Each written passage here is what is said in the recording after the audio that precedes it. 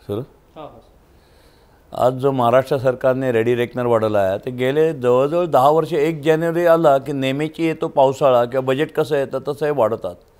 Ready रेकनरचा cost वाढवायला गव्हर्नमेंटने एवढा तर विचार करायला पाहिजे की बाजारातल्या किमती बदलल्या आहेत का. रेडी रेकनर म्हणजे काय की आजूबाजूला जे फ्लॅटचे रेट चालले आहेत त्याच्या आधारे प्रॉपर स्टॅम्प ड्युटी घेतली जावी. नाहीतर फ्लॅटचे रेट चालले 2000 आणि गव्हर्नमेंट 3000 लावतं आहे किंवा फ्लॅटचे रेट चाललेत 3000 आणि गव्हर्नमेंट 4000 लावतं आहे, असं काही उलटंपालटं होऊ नये म्हणून रेडी रेकनरची कन्सेप्ट आहे.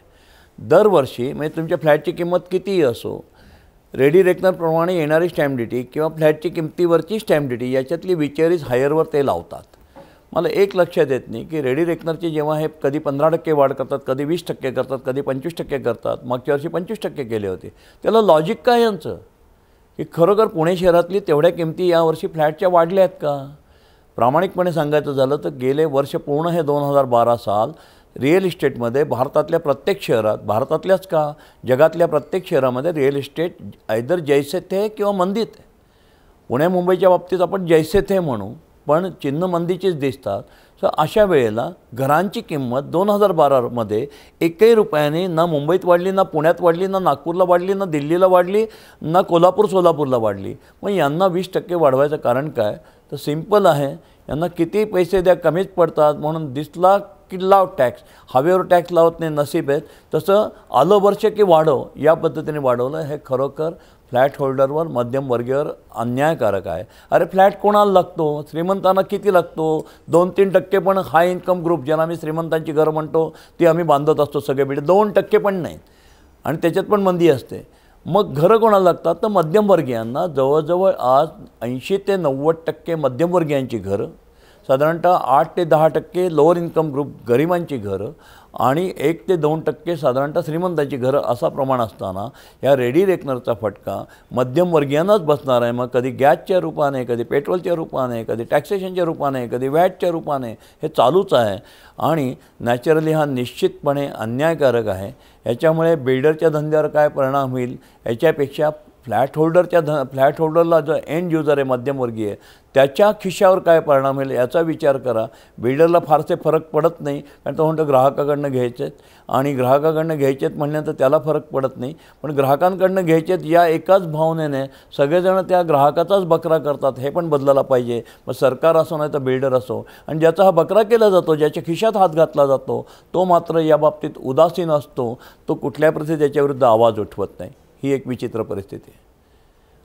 दुसरा मुद्दा जो आहे की पुण्यामध्ये 26 गावं नव्याने हे ॲड करत आहेत आणि मागच्या वेळेला जी 17 अंशता वगळली होती ती पण याच्यात घेत आहेत. म्हणजे खरं तर मागच्या वेळेला यातली 17 घेतलेली होती, काही अंशता घेतलेली होती. आता 17 आणि 26 म्हणजे अजून 9 गावं ॲडिशनल वाढवत आहेत. हे खरोखर चांगलं आहे. पण नेहमीप्रमाणे हा निर्णय जो 10 वर्षापूर्वी व्हायचा तो आत्ता होत आहे.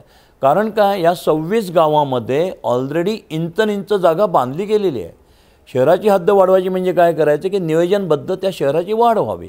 म्हणजे एखादं गाव आलं, त्या गावात किती जागा आहे, एक समजा बाबा 10,000 एकर जागा आहे तर त्याच्यामध्ये रस्ते किती सोडायचे, पुढच्या 25-50 वर्षात त्या गावाची पॉप्युलेशन काय वाढेल, त्या पुण्याची किंवा त्या भागाची पॉप्युलेशन काय वाढेल, त्यांना पाणी किती लागेल, त्यांना ड्रेनेजची व्यवस्था काय करायची, त्यांना वीज किती लागेल, त्यांना police station, fire brigade, hospital, शाळा याची किती गरज आहे याचं जे नियोजन करायचं असतं आणि त्याच्या जर रिझर्वेशन टाकायचे असतात त्याला तुम्ही पॉप्युलर भाषेमध्ये DP फायनल झाला म्हणतात, डेव्हलपमेंट प्लॅन.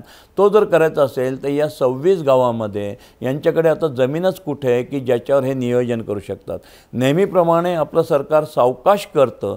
वास्तविक आज पुणे शहराची, भले तुम्ही पुणे शहराच्या 2-3 नगरपालिका करा, जसा मुंबईची हद्द एकीकडे एक प्रकारे जर केअरफुली पाहाल तर तुम्ही जवळजवळ उल्हासनगरपर्यंत धरून चला, जवळजवळ 60, 70, 80 किलोमीटर. पण मुंबई ते उल्हासनगर किंवा आता कर्जतपर्यंत म्हणा, पण मुंबई ते उल्हासनगर घेतलं तर मुंबई नगरपालिका, पाठोपाठ ठाणे नगरपालिका, कल्याण डोंबिवली नगरपालिका, अंबरनाथ नगरपालिका आणि तुमचं उल्हासनगर नगरपालिका असं ते डिव्हिजन होतं. पण शहरीकरण झालं. तिकडेसुद्धा मुंबई आज वापीपर्यंत पोचलेली आहे. तसं पुणे तुम्हाला 100 किलोमीटरपर्यंत चारी बाजूने वाढवायला पाहिजे आणि स्थानिक नगरपालिका किंवा स्थानिक कॉर्पोरेशन स्थापन करायला पाहिजे आणि त्याचं कोऑर्डिनेशन करायला पाहिजे. असं जर केलं तर ती खरोखरची हॉरिझॉन्टल ग्रोथ, आडवी वाढ व्यवस्थित होईल आणि शहरात येणारे लोंढेसुद्धा थांबतील आणि नॅचरली भावसुद्धा फ्लॅटचे कमी होतील, लोकांना आपल्या घराजवळ काम मिळेल आणि घरही स्वस्त मिळतील. पण अशा प्रकारची हॉरिझॉन्टल ग्रोथ कॉर्पोरेशन गव्हर्नमेंट करत नाही. आणि कधीतरी यांच्या मनात आलं म्हणजे 26 गावं घेतात. हे कधी घेतात? त्यांच्या जेव्हा लक्षात आलं की 26 गावातले लोक पुणे महानगरपालिकेचे एक प्रकारे रस्ते वापरतात, इथंच कामाला येतात आणि राहतात मात्र शेजारच्या गावात, टॅक्स मात्र ग्रामपंचायतीला मिळतो आणि वापर यांचा सगळं यांचं भाजी खरेदी असो, मॉलमध्ये जाणं असो, सिनेमा बघणं असो किंवा ऑफिसला जाणं असो किंवा मुलांना शाळेत पाठवणं असं हे पुणे महानगरपालिकेच्या हद्दीत हे लक्षात येतं आणि मग हे गावं वाढवतात. तर this is not a proper step. पण कशाला सारखं निगेटिव्ह म्हणा आणि त्यांच्या नावाने ओरडा खडे फोडा. ठीक आहे बाबांना, उशिरात तर का उशिरा तुम्हाला जाग आली आहे, तुमचं अभिनंदन करू, परमेश्वर करू आणि या देशाला असं स्वप्न पडो की कुठल्याही जगामध्ये कुठल्याही शहराचं नियोजन डेव्हलपमेंट प्लॅन हा 100 वर्षाचा केला जातो. इथे मात्र दुर्दैवाने 10 वर्षाचाच केला जातो, तोही सुद्धा बिहाइंड. उदाहरणार्थ ही जी 17 पूर्वीची जी गावं हद्दीत आली, आज ती 2000 साली आली, आज 2012 सालीसुद्धा यातल्या प्रत्येक गावाचा अजून डेव्हलपमेंट प्लॅन झाला नाही, तसाच पडू नये. आणि पुणे महानगरपालिका जे जुनं शहर आहे, सदाशिव शनिवार कसबा, कोथरूड जे काही ज्याला शहर म्हणतो, त्याचासुद्धा डेव्हलपमेंट प्लॅन किती भयानक वाईट परिस्थिती आहे माहिती आहे तुम्हाला मित्रांनो. 1973 साली टाउन प्लॅनिंगच्या ऑफिसने पुणे शहराचा एक प्लॅन सुरू केला, DP प्लॅन, की पुणे शहर 1980 ते 1990मध्ये कसं दिसेल याच्याकरता त्यांनी एक प्लॅन तयार केला की 80 ते 90मध्ये पुण्याची पॉप्युलेशन किती होईल, पाणी किती लागेल, हे कधी 73 साली. तो 73 साली ज्याने कोणी प्लॅन तयार केला त्याने त्या 10 वर्षाचा हिशोब केला आणि तो 76 साली 3 वर्ष त्याला लागले तयार करायला. 76 साली सजेशन ऑब्जेक्शनला ठेवलं की कोणाची काही हरकत आहे का.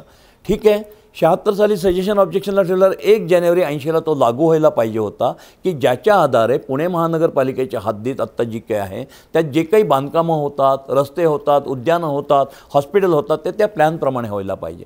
1 जानेवारी 80ला तो लागू व्हायला पाहिजे होता. त्याच्याऐवजी तो लागू झाला मित्रांनो 1 जानेवारी 86ला, 6 वर्ष उशिरा. आणि मला सांगा की तो प्लॅन किती वर्षाकरता काढला होता? 10 वर्षाकरता. कधी संपणार होता? 31 डिसेंबर 1990ला. जशी औषधाला एक्सपायरी डेट असते तशी या प्लॅनची एक्सपायरी डेट 31 डिसेंबर 90 होती. 31 डिसेंबर 90ला म्हणजेच 1 जानेवारी 91ला हा फेकून द्यायला पाहिजे होता, कारण औषधं आपण फेकून देतो, एक्सपायरी डेटचे कशी घेणार. परंतु हा 1 जानेवारी 91ला फेकून देण्यात नाही आला, 2000ला पण नाही फेकून देण्यात आला, 2010ला पण नाही, आज 2013ला, आज 1 जानेवारी 2013ला 73 साली ज्या माणसाने हे प्लॅन बनवला त्याच्याच आधारे पुणे महानगरपालिकेची आज कामं चालतात. तुम्ही ज्या डेक्कन जिमखाना, सदाशिव पेठेत, शनिवार पेठेत जिथं राहता तिथली बिल्डिंग पाडून जर परत नवीन बांधायची झाली तर 73 सालच्या प्लॅनप्रमाणे त्या बिल्डिंगच्या पुढे समजा 30 फुटी रस्ता असेल तर आजही प्लॅन 30 फुटीवरच पास होतो. प्रभात रोड हे सुंदर उदाहरण आहे. 20-20 फुटी गल्ल्या आहेत, त्या सगळ्या बंगल्यांच्या आज बिल्डिंग झाल्या. एका गल्लीत 10-10 बंगले होते, 10 बंगल्यात मिळून 10 गाड्या जेमतेम असायच्या. त्या 10 बंगल्याचे आज प्रत्येक बंगल्याचे 20 फ्लॅट असे 200 फ्लॅट झाले. किती झाले? एका गल्लीत 200 फ्लॅट झाले. 200 फ्लॅटमध्ये गाड्या 600 झाल्या, नवऱ्याची वेगळी, बायकोची वेगळी, मुलाची वेगळी. आता ज्या गल्लीत 10 गाड्या जाय करायच्या त्याच्या 600 गाड्या जाय करतात. आणि त्या प्रभात रोडचा रस्ता 1958 साली 20 फुटी, 1973 साली 20 फुटी, 1980च्या प्लॅनला 20 फुटी आणि आजही 20च फुटी आहे. ती काही रोड वाइंडिंग होत नाही. ही दुर्दशा आहे. गावं आत घेता, मेहरबानी करा, अरे 100 वर्षाचा डेव्हलपमेंट प्लॅन करा. ही हात जोडून या सगळ्या संबंधित लोकांना विनंती आहे. थँक्यू. धन्यवाद.